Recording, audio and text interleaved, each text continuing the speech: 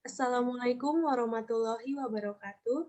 Kami dari kelompok 5 yang beranggotakan saya, Lisa Nurfitri Firdaus, dan rekan saya, Bariska Rahmawati. Kepada yang terhormat kepada Ibu Ela Ijatinada MPD, selaku dosen PKN kami, dan yang saya hormati kepada teman-teman semua yang saya cintai dan saya banggakan. Terima kasih atas kesempatannya telah diberikan kepada kami untuk menyampaikan materi yang berjudul Konstitusi. Materi yang akan dibahas yang pertama ada pengertian konstitusi, yang kedua tujuan konstitusi, yang ketiga sifat konstitusi, yang keempat fungsi konstitusi, yang kelima sejarah konstitusi, yang keenam mengubah konstitusi, dan yang terakhir tata perundang-undangan. Apa sih konstitusi itu? Nah, konstitusi merupakan naskah dasar sebagai kaidah fundamental negara. Istilah konstitusional berasal dari bahasa Prancis, yaitu constituer, yang berarti membentuk, yaitu membentuk, menyusun, atau menyatakan suatu negara. Konstitusi diartikan peraturan dasar tentang pembentukan suatu negara atau undang-undang dasar. Dalam KBBI atau Kamus Besar Bahasa Indonesia, istilah konstitusi berarti sebagai ketentuan dan aturan mengenai ketatanegaraan atau berarti juga undang-undang suatu negara. Dalam bahasa Belanda, istilah konstitusi dikenal dengan grondwet, di mana ground ini adalah dasar dan wet adalah undang-undang, yang berarti undang-undang dasar. Dalam bahasa Inggris dikenal dengan istilah constitution, yang diartikan sebagai undang-undang dasar, yaitu keseluruhan peraturan yang tertulis maupun tidak tertulis yang mengatur masyarakat dalam menyelenggarakan pemerintahan negara. Secara terminologis, konstitusi merupakan hukum tertinggi di suatu negara yang berfungsi sebagai pegangan atau pedoman untuk menjalankan tata pemerintahan di suatu bangsa. Adapun pengertian konstitusi menurut para ahli, yang pertama, menurut Miriam Burdiarjo, konstitusi adalah keseluruhan peraturan-peraturan, baik yang tertulis maupun tidak tertulis, yang mengatur secara mengikat tentang cara penyelenggaraan pemerintahan dalam suatu negara. Adapun yang kedua, menurut Kenneth Clinton Ward, konstitusi adalah keseluruhan sistem ketatanegaraan suatu negara yang berupa kumpulan peraturan yang membentuk, mengatur, atau memerintah dalam pemerintahan suatu negara. Adapun yang ketiga, menurut Khairul Anwar, konstitusi adalah fundamental law tentang pemerintahan suatu negara dan nilai-nilai. Adapun Sri Sumantri, konstitusi berarti suatu naskah yang memuat suatu bangunan negara dan sendi-sendi sistem pemerintahan negara. Selanjutnya, menurut ECWWD, bahwa yang dimaksud dengan konstitusi adalah naskah yang memaparkan rangka dan tugas-tugas pokok dari badan-badan pemerintahan suatu negara dan menentukan pokok-pokok cara kerja badan tersebut. Adapun yang terakhir, menurut Herman Heller, arti konstitusi lebih luas daripada undang-undang dasar. Konstitusi tidak hanya bersifat yuridis, tetapi juga sosiologis dan politis. Adapun tujuan konstitusi, yang pertama, konstitusi bertujuan memberikan pembatasan sekaligus pengawasan terhadap kekuasaan politik. Adapun yang kedua, konstitusi bertujuan untuk mengawasi atau mengontrol proses-proses kekuasaan dari para penguasa. Adapun yang terakhir, konstitusi bertujuan memberi batasan-batasan ketetapan bagi para penguasa dalam menjalankan kekuasaannya. Selanjutnya akan dilanjutkan oleh rekan saya, Bariska Rahmawati, dipersilahkan. Terima kasih, Mbak Risa. Saya akan melanjutkan tentang sifat konstitusi. Apa sih sifat konstitusi itu? Sifat pokok konstitusi negara adalah fleksibel yang berarti luas dan rigid yaitu kaku. Konstitusi negara memiliki sifat fleksibel atau luas apabila konstitusi itu memungkinkan adanya perubahan sewaktu-waktu sesuai perkembangan zaman atau dinamika masyarakatnya. Sedangkan konstitusi negara dikatakan rigid atau kaku apabila konstitusi itu sulit untuk diubah kapanpun. Selanjutnya ada fungsi konstitusi. Fungsi pokok konstitusi adalah membatasi kekuasaan pemerintah sedemikian rupa sehingga penyelenggaraan kekuasaan tidak bersifat sewenang-wenang. Pemerintah sebagai suatu kumpulan kegiatan yang diselenggarakan oleh dan atas nama rakyat terkait oleh beberapa pembatasan dalam konstitusi negara sehingga menjamin bahwa kekuasaan yang dipergunakan untuk memerintah itu tidak disalahgunakan. Selanjutnya yaitu ada sejarah konstitusi.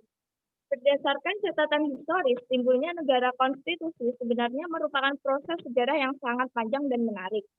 Sejak zaman Yunani, di mana mereka telah mengenal beberapa kumpulan hukum pada masa kejayaan Athena. Pemahaman pada masa itu hanyalah merupakan suatu kumpulan dari peraturan serta adat kebiasaan semata-mata. Pada masa Kekaisaran Roma, pengertian konstitusi memperoleh tambahan arti sebagai suatu kumpulan ketentuan serta peraturan yang dibuat oleh para kaisar. Pada abad ke-7, yaitu pada zaman klasik, lahirlah konstitusi Madinah yang dibentuk pada awal masa klasik dalam tepatnya sekitar tahun 622 Masehi, di mana pada saat ini mempunyai keyakinan bahwa setiap orang harus mengabdi pada salah satu tuannya, sehingga raja yang semestinya mempunyai status lebih tinggi daripada tuan rumah dan menjadi tidak mendapat tempat. Di Eropa konstitusi, pihak raja lah yang memperoleh kemenangan, yaitu ditandai dengan semakin kokohnya absolutisme, khususnya di Prancis, Rusia, dan Australia pada abad ke-15.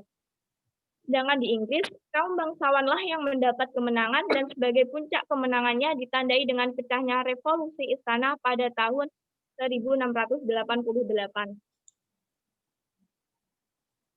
Selanjutnya yaitu mengubah konstitusi. Di sini ada dua perubahan konstitusi, yaitu perubahan konstitusi pasca amandemen Undang-Undang Dasar 1945 dan berdasarkan amandemen Undang-Undang Dasar 1945. Yang pertama kita bahas yaitu perubahan konstitusi pasca amandemen Undang-Undang 1945. Di Indonesia, prosedur perubahan diatur dalam pasal 37 Undang-Undang 1945 dan peraturan lainnya seperti ketetapan MPR nomor 1 MPR 193 dan peraturan lainnya menurut pasal 37 Undang-Undang Dasar 1945 yang menyebutkan bahwa untuk mengubah Undang-Undang Dasar sekurang-kurangnya 2/3 daripada jumlah anggota MPR harus hadir. Yang kedua, keputusan diambil dengan persetujuan sekurang-kurangnya 2/3 dari jumlah anggota yang hadir.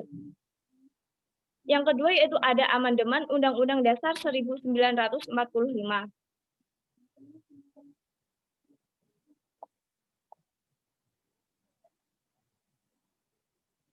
Undang-Undang 1945 telah mengalami 4 kali perubahan, yaitu perubahan pertama SU MPR tanggal 12 sampai 19 Oktober 1999.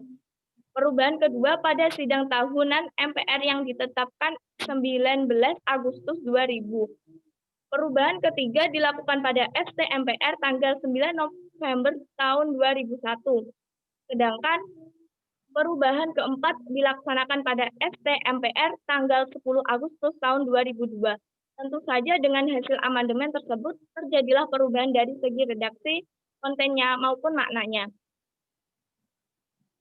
Di antara hasil perubahan yang prinsipil dari Undang-Undang Dasar 1945, hasil amandemen antara lain, 1. Tentang MPR di mana anggotanya berasal dari hasil pemilu atau tidak ada yang diangkat. Nomor 2, presiden dipilih langsung oleh rakyat. Yang ketiga, keberadaan DPH dihapus.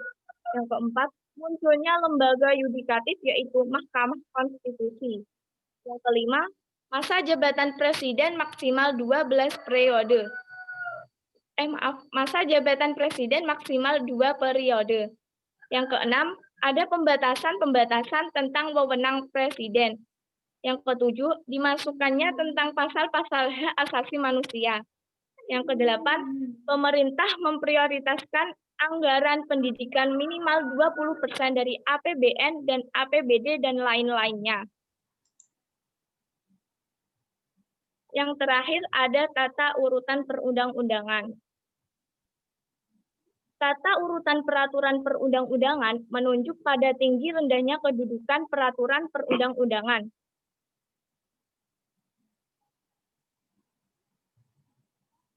Tata urutan perundang-undangan yang berlaku di Indonesia sejak Orde Lama, Orde Baru, hingga sekarang ini telah mengalami beberapa perubahan pada awalnya tercantum dalam TAP MPR nomor 5 MPR 173 dan TAP MPR nomor 9 MPR tahun 1978. Di era reformasi, tata urutan peraturan perundang-undangan itu diubah dengan keluarnya TAP MPR nomor 3 MPR tahun 2003. Kemudian pada tahun 2004, tata aturan perundang-undangan disusun berdasarkan Undang-Undang nomor 10 tahun 2004 yang isinya sebagai berikut. Nomor 1 yaitu Undang-Undang Dasar 1945, yang kedua yaitu Undang-Undang atau Perpu, yang ketiga Peraturan Pemerintah, yang keempat Perpres, dan yang terakhir yaitu Perda. Sekian, terima kasih dari kelompok kami. Mohon maaf apabila ada kesalahan kata baik yang disengaja maupun tidak disengaja. Wabillahi taufiq wal hidayah. Wassalamualaikum warahmatullahi wabarakatuh. Waalaikumsalam warahmatullahi wabarakatuh.